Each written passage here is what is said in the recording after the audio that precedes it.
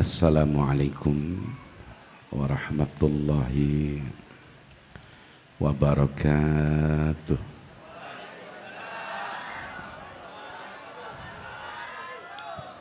Alhamdulillah alladzi habbabal mujahidina minal ansari wal muhajirin alladzina yujahiduna fi sabilir rabbil alamin. Wassalatu wassalamu ala sayyidina Muhammadin wa ala alihi wa ashabihi ajma'in, amma ba'du. Falaqad qala Allah ta'ala fil Qur'anil Karim wa huwa asdaqul qailin. Bismillahirrahmanirrahim.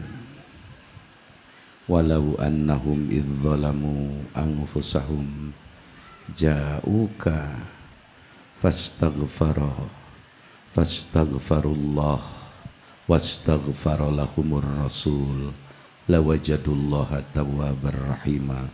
Shadaqallahul adzim.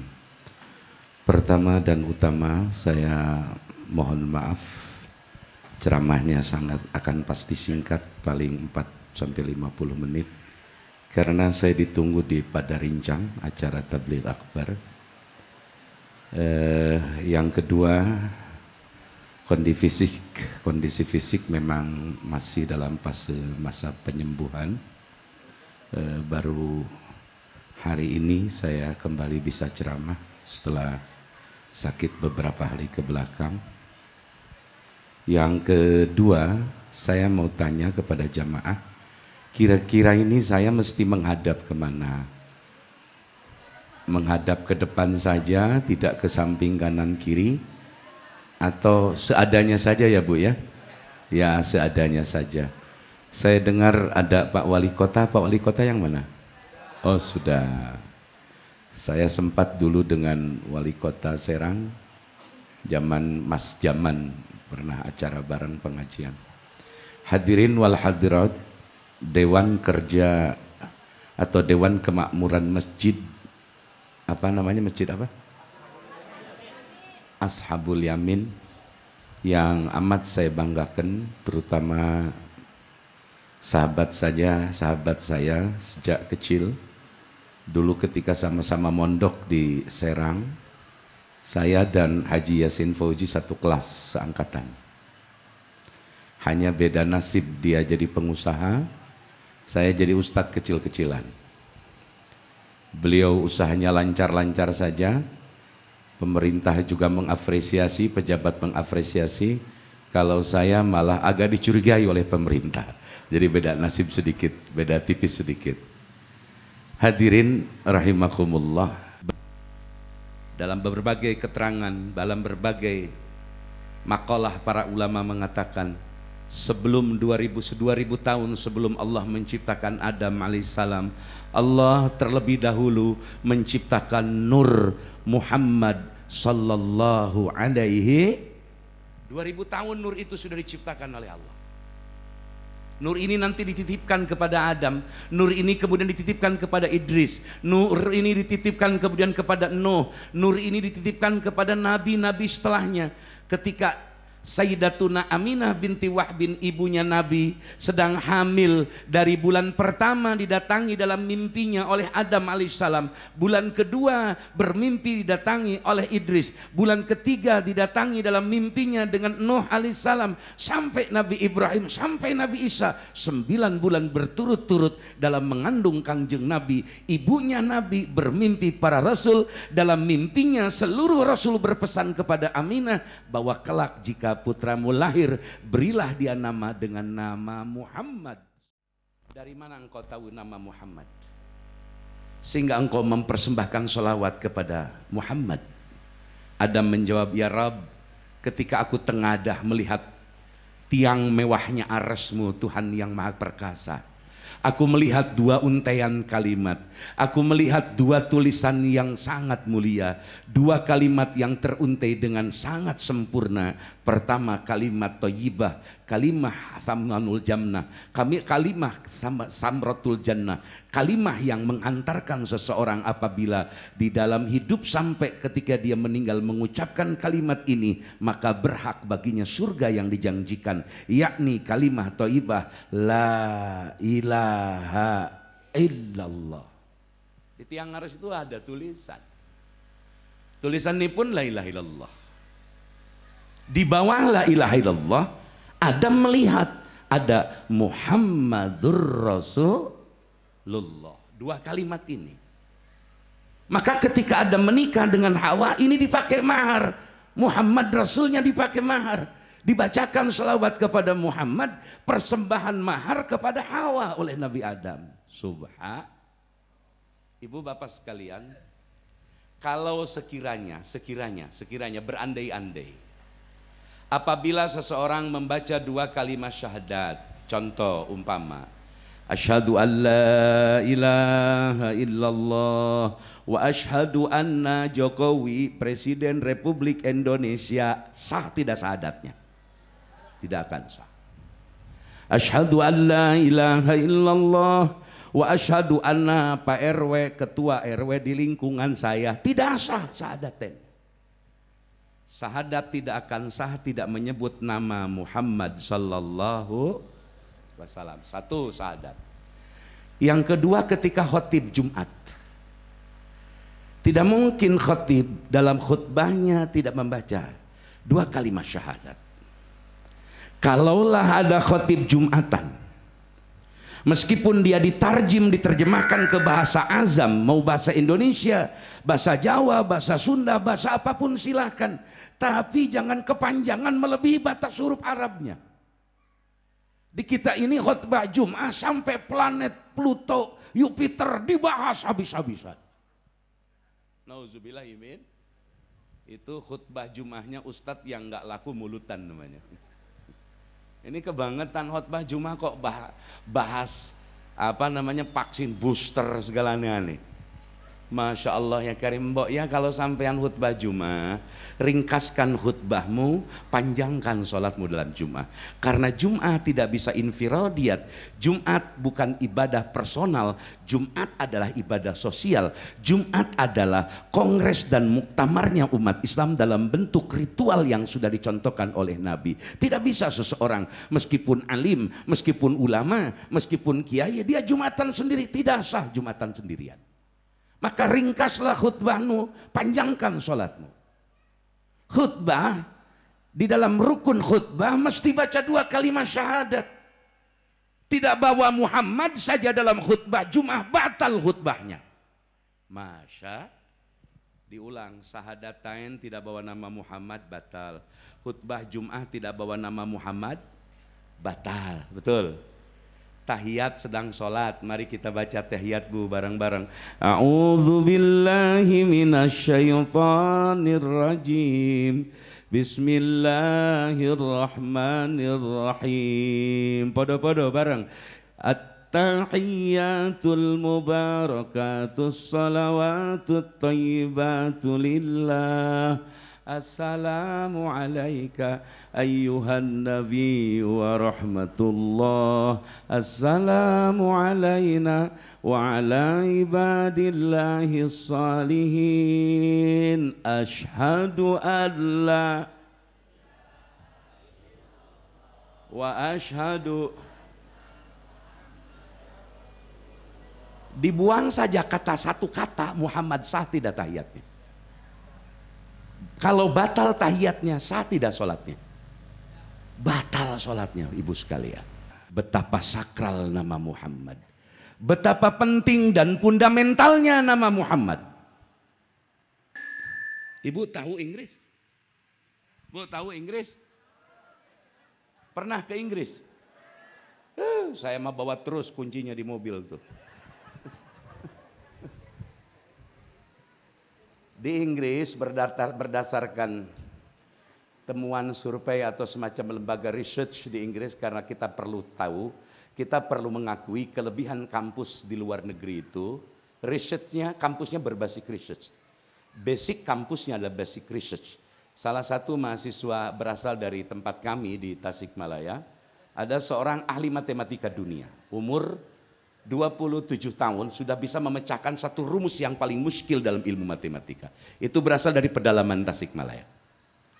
Pada saat dia pulang ngomong ke saya, Kang, ternyata di Inggris bayi yang lahir, someone to was born, that's a lot of Muslim, mereka banyak sekali namanya nama Muslim.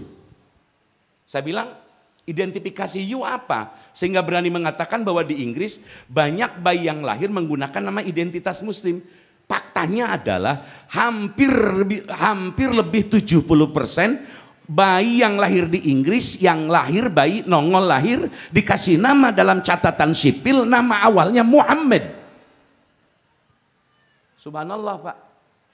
Bagaimana di Inggris, yang mohon maaf, peran Inggris dalam membelah perang di Arab sangat dominan. Utsmani runtuh, Syarif Hussein keluar, sehingga hijrah diberi sebuah peluang untuk berkuasa, sehingga kemudian berkuasa di jazirah wilayah luar Saudi Arabia. Kemudian ada yang ke Yordan, ada yang ke Irak dan ke berbagai tempat. Karena memang kerjanya Inggris sangat luar biasa pada waktu itu, sehingga runtuhnya kekuatan Muslim seolah-olah peran utama adalah Inggris, dan Inggrislah yang kemudian mengadu domba wilayah semenanjung yang ada di kawasan Arabia, di wilayah Saudi Arabia sampai ke wilayah Syam, sehingga kemudian Yahudi Israel bisa menguasai Jazirah Palestina karena berkat jasa Inggris. Bukan Amerika belakangan, orang-orang barbar, ekspetariat yang lari ke sebuah benua baru namanya Amerika.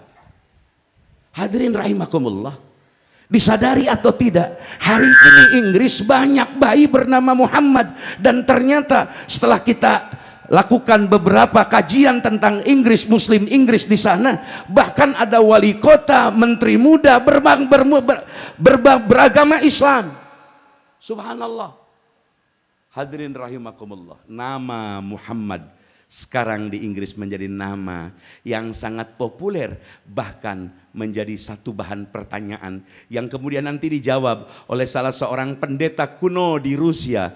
Pendeta kuno di Rusia mengatakan bahwa Eropa, terutama Rusia, pada abad ke-21 ke atas sampai abad 22 ke atas, tahun-tahun berikutnya, kata beliau, akan terjadi ekspansi dan kekuatan umat Islam melebihi apa yang diperkirakan oleh orang Eropa sendiri. Rusia satu ketika akan dikuasai Muslim. Itu kata pendeta ortodok di Rusia, Pak.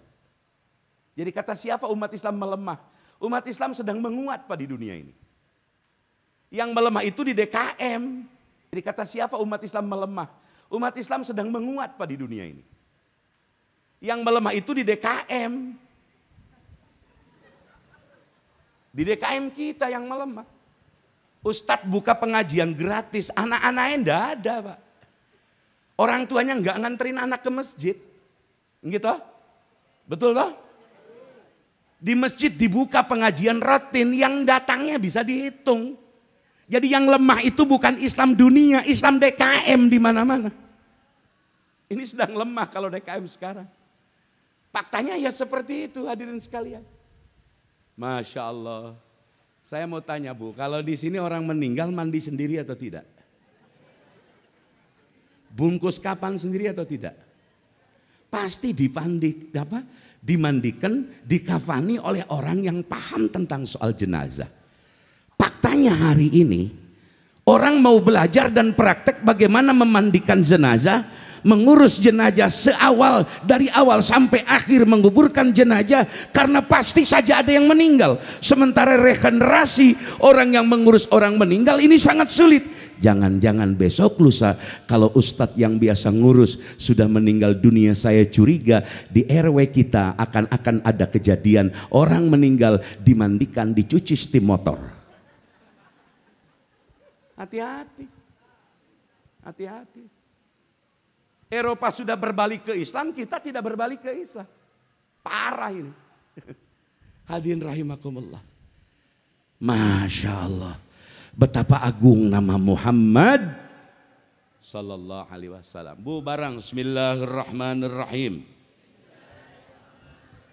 Nama Muhammad Di dalam Injil adalah Ahmad. Dalam Taurat adalah Ahyad. Di dalam Zabur Mahmud. Di dalam Al-Quran Muhammad. Kakeknya beliau Abdul Muttalib memberi nama atas ilham dari Allah dengan nama Muhammad. Pun demikian pesan para rasul yang datang dalam impian Ibunda Aminah untuk memberi nama Muhammad. Hebatnya nama Muhammad. Masya Allah, luar biasa Pak, nama Muhammad. Masya Allah. Tidak ada nama semenjulang tinggi sebagaimana nama Muhammad sallallahu alaihi wasallam. Tidak ada nama yang seolah-olah lebih dari bertahtakan berlian, intan dan permata kecuali nama beliau Muhammad. Dibawa dalam doa, dibawa dalam sholat, dibawa dalam khutbah nikah, dibawa dalam acara apapun. Hingga kalau Anda berdoa tidak baca selawat dulu kepada Muhammad, maka Anda su'ul adab. Begitupun ketika Anda berdoa awal membaca salawat salam kepada Muhammad, tapi di akhir Anda tidak menutup dengan salawat salam kepada Muhammad, Anda juga termasuk manusia yang tidak memiliki adab dan tata krama kepada Allah. Bayangkan berdoa saja. Allahumma salli ala sayyidina wa habibina wa syafi'ina wa karimina wa maulana Muhammadin wa sallim dan seterusnya. Beres doa Rabbana atina fid dunya hasanah wa fil akhirati hasanatan wa qina adzabannar. Tetap baca salat. Wa sallallahu ala sayyidina Muhammadin wa ala alihi wa sahbihi wa sallam. Subhana rabbika rabbil izzati amma yasifun wa salamun alal mursalin walhamdu. Bayangkan. Doa itu urusan personal masih harus bawa-bawa Muhammad. Masya Allah. Ya Nabi salam alaika. Semuanya ya Rasul salam alaika. Salawatullah alaika. Semuanya ya Habibi ya Muhammad ya Rushal Khafiqaini ya Muayyad ya Mumajjad ya Imam Al-Qiblataini ya Nabi salam ya Rasul alaika ya Habib salam alaika ya Habibi ya Muhammad ya Arshal Khafiqaini ya Muayyad ya Mumajjad ya Imam Al-Qiblataini. Allahumma salli wa sallim wa barik. Barang bismillahirrahmanirrahim. Hadis riwayat Imam Ahmad. Rasulullah bersabda, Tuba liman yarani wa amana bi thumma tuba summa tuba liman amana bi walam yaroni. Rawahu Ahmad. Artinya, mikir sendiri, disuapin terus. Ibu bapak sekalian, hati-hati dengan lapad tuba dan wailun. Ini perspektif sastra Arab yang hati-hati dengan bahasa Arab. Anda nggak bisa memahami bahasa Arab tanpa metodologi ilmu Arab. Mohon maaf, saya pernah belajar bahasa Rusia, saya pernah belajar beberapa bahasa asing.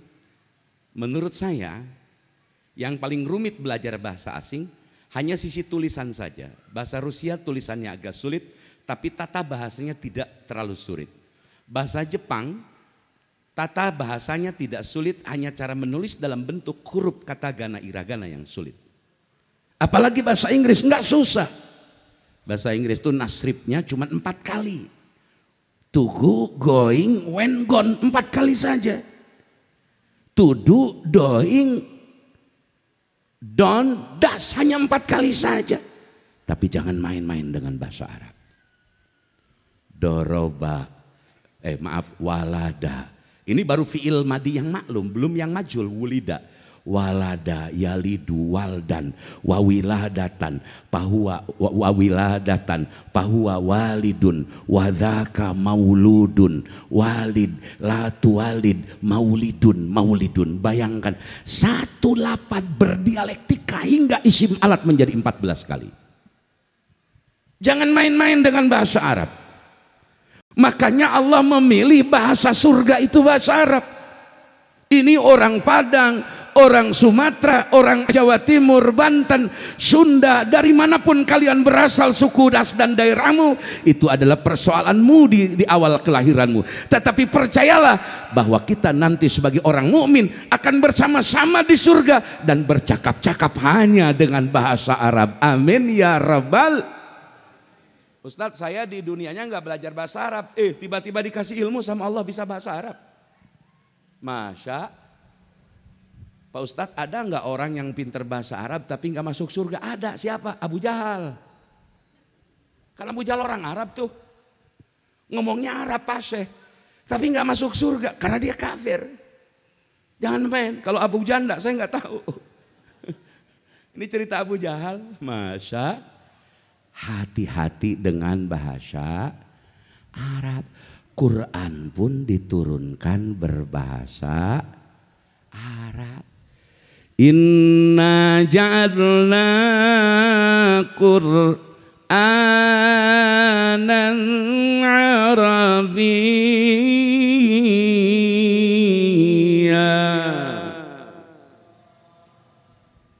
Quran itu nganggo bahasa, hati-hati. Jangan sembarangan Arab kadrun, nauzubillahimin. Main cap saja Arab itu kadrun, berjanggut, menghina-hina. Hati-hati istilah kadrun. Kalau Anda baca ensiklopedia sejarah gerakan komunis di Indonesia, itu diciptakan logo dan statement kadrun oleh Nyoto. Nyoto adalah orang yang dipercaya oleh DN Aidit untuk menyusun naskah-naskah propaganda di dalam berbagai majalah yang dikuasai oleh mereka. Jadi kalau ada kata-kata orang berjanggut disebut kadrun, itu mirip kelakuannya Nyoto dulu tahun 64. Hati-hati. Awas, ada Arab kadal gurun Arab. Nauzubillahimin. Aduh, Masya Allah ya kan. Hati-hati. Quran dipilih bahasa Arab, hadis berbahasa Arab, teks-teks kitab baik menyangkut ajaran fikih, tasawuf, adab, ilmu falak, astronomi, ilmu apa saja, semua teksnya berbahasa Arab, nggak berharkat lagi, Arab gundul.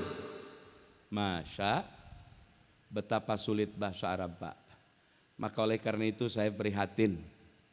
Semakin kesini orang kalau belajar bahasa Arab ngambil sastra Arab di UIN, dulu namanya IAIN, sekarang berubah menjadi UIN. Kalau kita cek di UIN itu orang lebih suka memilih jurusan umum. Jarang sekali orang berduyun-duyun datang mencari sastra Arab. Orang masih senang mencari pelajaran umumnya ketimbang pelajaran bahasa Arabnya. Nauzubillahi min dzalik, mohon maaf dengan tidak bermaksud menafikan. Maksud saya adalah bahwa kebanggaan Universitas Islam adalah penguasaan tentang sastra Arab. Karena tidak mungkin mengerti istilah hukum Islam yang hukum Islam ditulis oleh para ulama di abad-abad yang lalu, abad ke-6, abad ke-7 dan seterusnya, tidak mungkin ditulis dalam naskah berbahasa Indonesia, dan bernaskah semua adalah bernaskah bahasa Arab, dan kebetulan bahasa Arabnya tidak pakai harakat, tidak pakai tulisan, artinya tulisannya gundul, Arabnya Arab gundul. Tidak mungkin orang bisa membongkar naskah bahasa Arab gundul kalau orang tidak paham sastra Arab. Masya, ini sudah, ya Allah ya Karim. Saya ngeri, percis orang kalau kawin pakai mas kawinnya Quran, beres akad disimpan lemari, dibuka-buka Qurannya sudah rusak. Ini percis seperti itu sekarang umat Islam ini. Di kita bukan di dunia sedang berkembang, sedang hebat umat Islam. Insya sebentar lagi dunia dari Eropa Barat, Eropa Timur sampai Eropa Barat kekuasai. Hanya butuh 2 tahun lagi ke depan insya Allah. Bahkan saya berencana akhir tahun ini dengan kawan-kawan, yuk kita main silaturahmi ke saudara muslim kita di Chechnya, di Azerbaijan, di beberapa wilayah-wilayah Samarkand, tempat lahirnya Al-Imam ahli hadis dunia, Al-Imam Bukhari. Itu sangat luar biasa Pak umat Islamnya, subhanallah luar biasa. Di samping memiliki fisik yang hebat, daya tahan tubuh yang kuat, mereka hidup di iklim yang sangat ekstrim ketika dingin, saljunya luar biasa. Tapi mereka menghafal Quran, mereka menghafal hadis, mereka mendirikan madrasah-madrasah hadis, mendirikan madrasah-madrasah Quran, siap berpuasa dalam ukuran waktu puasanya 18 jam, tarawehnya juga dengan ayat-ayat Quran yang panjang-panjang. Di kita kalau taraweh nggak ada surat Tabat sama Inna Atoina udah bubar duluan masyarakat. Coba-coba aja taraweh nggak pakai surat yang biasa, Al-Hakumut setelan kulhu, udah setelan itu. Dirobah aja setelan itu, jarang yang datang ke masjid Pak, jarang. Iris kuping saya, bener apa enggak? Ya maklum. Kalau kata Abu Ya Muhtadi di Cidahu Banten, kelas umat Islam sekarang memang lagi menurun. Dari balukang kalapa naik turun jadi kararas cau. Jadi derajatnya sedang menjadi daun keraras, daun pisang yang sudah kering dan mudah patah, mudah hancur. Tapi dengan demikian kita tidak usah patah hati, tidak usah sedikit semangat, kita tetap harus naik. Insya barang bismillahirrahmanirrahim. Lapad wailun apabila ketemu dalam Quran, dalam hadis, dalam risalah bahasa Arab, hati-hati. Wailun itu artinya 2. 1 artinya celaka. 2 artinya lapad wailun, nama jurang di neraka jahanam. Wailun punya arti 2, kedua-duanya menyeramkan. Jangan sekali-kali punya anak dikasih nama si Wael, berbahaya. Itu Wael Pak. Yang menarik itu bahasa Arab, lapadnya 1, maknanya bisa banyak. Ada lapadnya banyak, maknanya 1. Masya Allah bahasa Arab. Begitupun dengan lapad tuba yang saya baca hadis tadi. Barang lapad tuba sama memiliki arti 2. 1, tuba artinya bahagia. 2, tuba artinya gudang pakaian bagi orang mau ganti pakaian di dalam surga. Masa kata Nabi dalam hadis ini, tuba bahagia, tuba sukacita, liman bagi seseorang yaroni yang melihatku, meskipun sekejap bertemu, kata Nabi, melihat wajahku, melihat rupaku, melihat jasadku, melihat kehidupanku, kata Nabi, wa amana bi, dan dia beriman kepadaku. Artinya ada orang yang melihat Nabi tidak beriman kepada Nabi, maka dia wail, tidak tuba. Masya, kata Nabi, thumma tuba, dan kemudian bahagia. Thumma tuba kemudian bahagia. Thumma tuba kemudian bahagia. Di dalam hadis lain riwayatnya mengatakan tubanya sampai 7 kali diulang Nabi. Liman kepada orang aman Nabi yang beriman kepada aku. Walam yarani tetapi dia tidak pernah melihat aku sedetik pun. Dia tidak pernah bertemu denganku. Dia tidak pernah melihat wajahku. Dia tidak pernah melihat tingkah lakuku. Dia tidak pernah menyaksikan perbuatanku. Tapi dia beriman kepadaku. Dia adalah orang yang benar-benar bahagia, bahagia, bahagia, kata Rasulullah.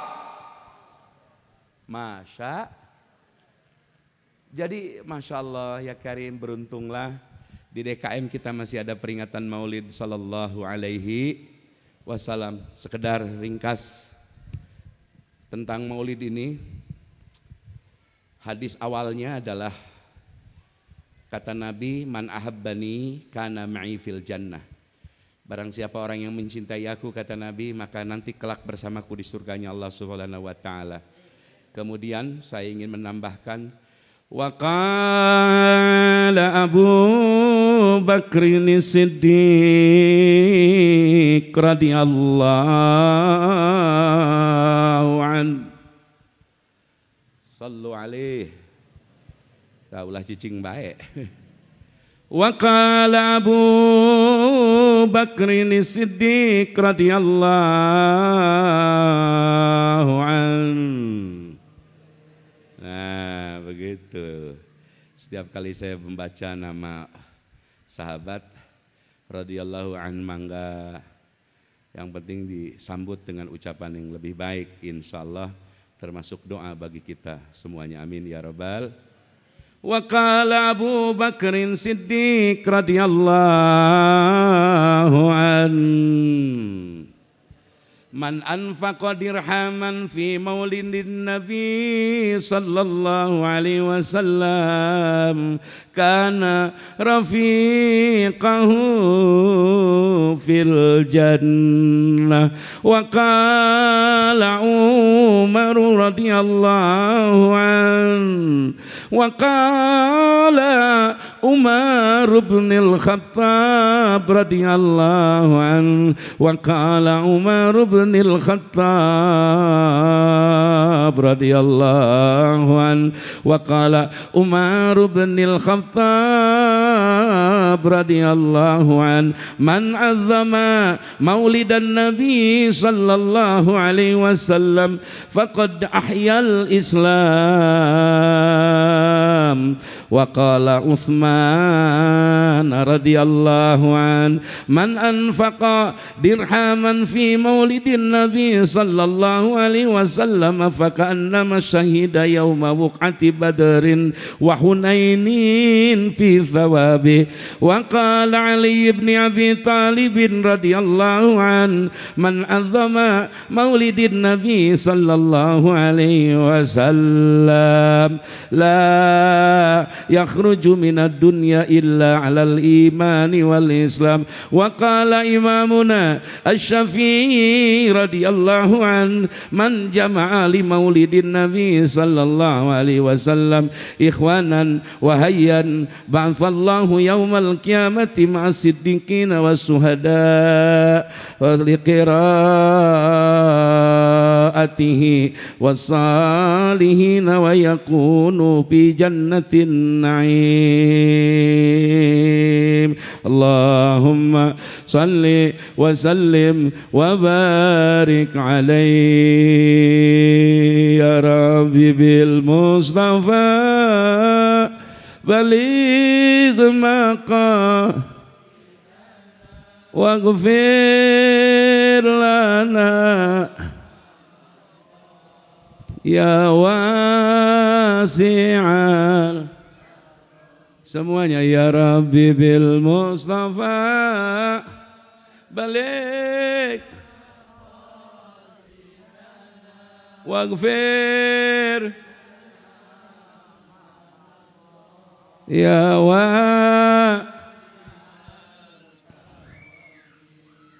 Para bapak sekalian, memang untuk memperingati Maulid sesungguhnya Anda tidak perlu dalil banyak, karena Rasulullah setiap hari Senin beliau berpuasa. Ketika sahabat bertanya, Rasulullah kenapa engkau berpuasa pada hari Senin?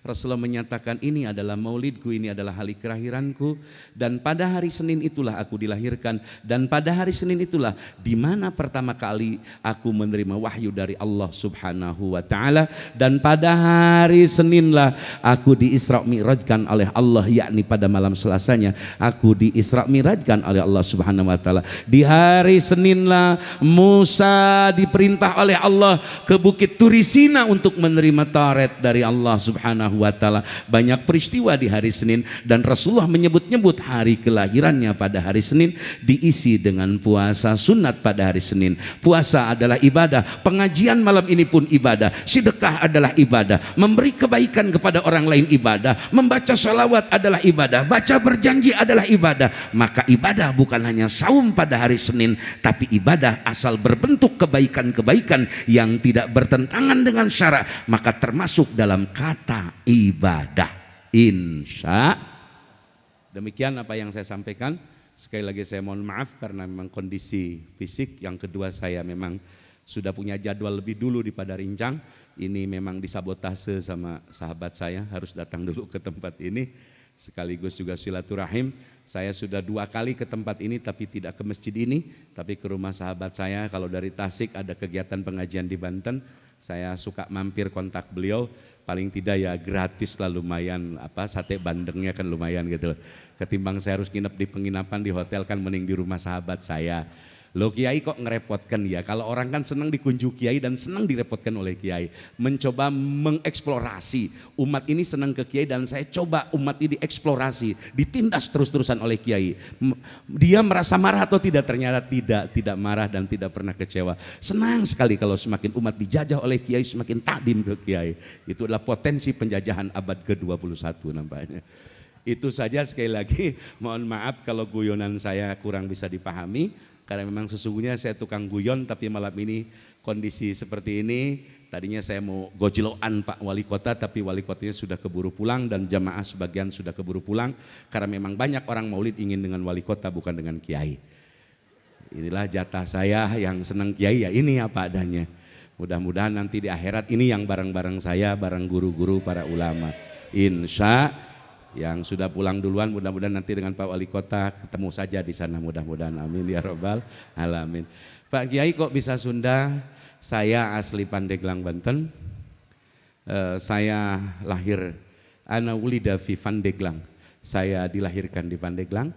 Saya remaja di Pandeglang, dewasa di berbagai daerah, manusia yang dibesarkan oleh tradisi alam yang berbeda-beda, dengan suku yang berbeda, dengan bahasa yang berbeda-beda, dan saya ditempa oleh keadaan yang berbeda-beda, maka saya sudah siap dengan berbagai macam perbedaan-perbedaan.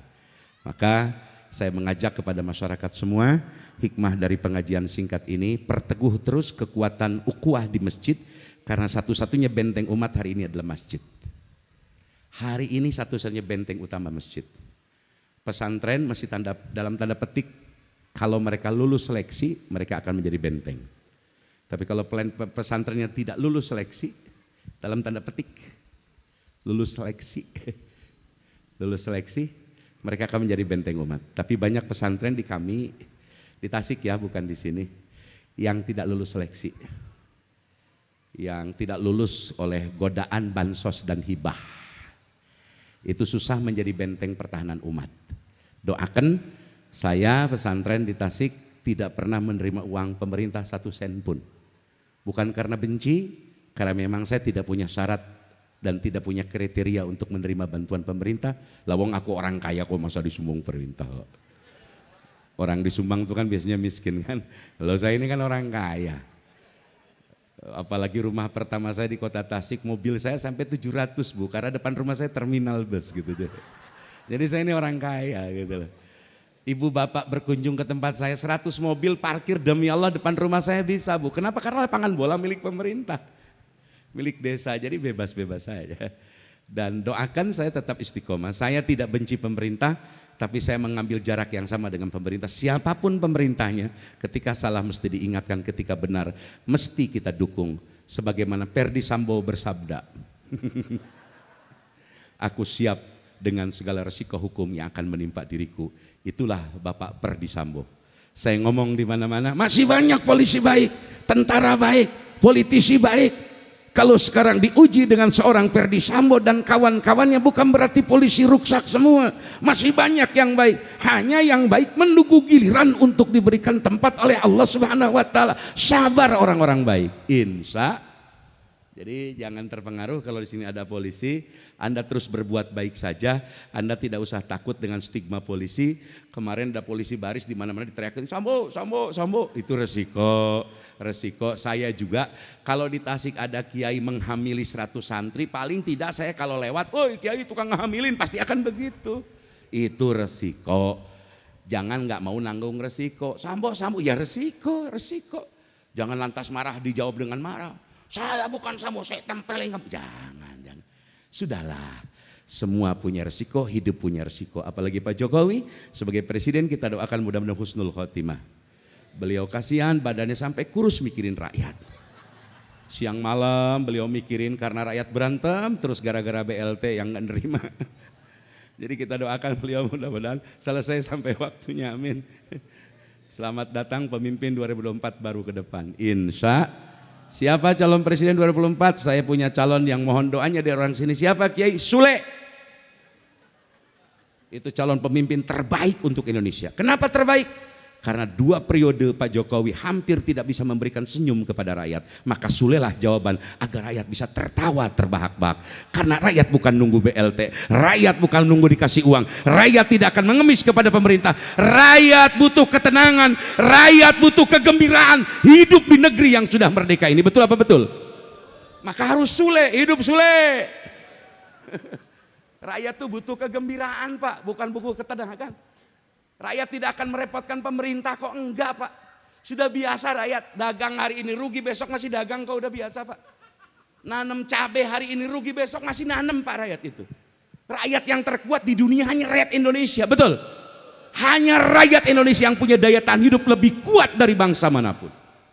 Petani Eropa dibangun jalannya oleh pemerintah, panennya dipikirkan oleh pemerintah. Petani Indonesia, pemerintah boro-boro ikut mikirin harga petaninya modar juga nggak dipikirin. Tapi petani kita masih tetap tangguh. Hidup petani. Maka kita butuh Sule untuk menghibur rakyat ini. Sudah lama kita terdiam karena dibungkus mulut kita oleh masker. Dan orang lebih percaya masker ketimbang pakai sorban ke masjid. Banyak orang ke masjid pakai sorban, banyak pakai masker, sorban ditinggalkan. Masker begitu hebat dan sakti sehingga naik pesawat pun Anda tidak akan bisa diberikan tiket kalau Anda tidak menunjukkan surat vaksin. Padahal masih bisa diusahakan tanpa harus disuntik Anda bisa keluar surat vaksin. Loh benar Pak, loh bukan saya, Luhut saja nggak disuntik booster. Rekaman ucapan saya, tolong rekam. Luhut itu nggak disuntik booster. Balsit. Damn it. Pak Luhut saja nggak disuntik. Vaksin booster enggak. Loh, Mas Erik yang kemarin minta lewat Dirut Pertamina gitu, Ki Miftah jangan ngomong keras di Priangan Timur. Oh pondase saya bilang. Itu juga nggak suntik booster, aku tahu kok. Emangnya aku manusia kaleng-kaleng apa? Aku mantan aktivis mahasiswa Mas, tahu. Itu nggak disuntik, bayangkan Pak. Hanya karena rakyatnya tangguh, rakyat nggak openin Pak. Pejabatnya mau seperti apapun nggak openin. Yang penting rakyatnya sing bisa dihibur. Amin. Maka apabila rakyat tidak bisa dihibur, maka kita paksa saja Sule untuk jadi presiden. Wakilnya kita cari pelawak yang lebih handal dari Sule. Amin. Insya Allah Pak. Kalau Sule presiden mah begitu sambutan rakyat tertawa semua. Assalamualaikum prikitiu. Aing geus pusing mikiran Indonesia. Saya udah stres mikirin Indonesia Pak. Harus apa solusinya? Oh harus pelawak kayaknya nih Pak. Harus pelawak kayaknya Pak. Mudah-mudahan Banten tidak begitu ya. Saya dengar sahabat kami Wawan, itu bagus Wawan sudah pulang dari LV Sukamiskin. Ibu Atut juga sudah pulang, mudah-mudahan pulang ke Banten merangkai persatuan kesatuan rakyat Banten. Jaga Banten sebagai titisan darah Banten asli saya. Tidak ridho Banten dikuyo-kuyo, Banten diadu domba, Banten diruksak.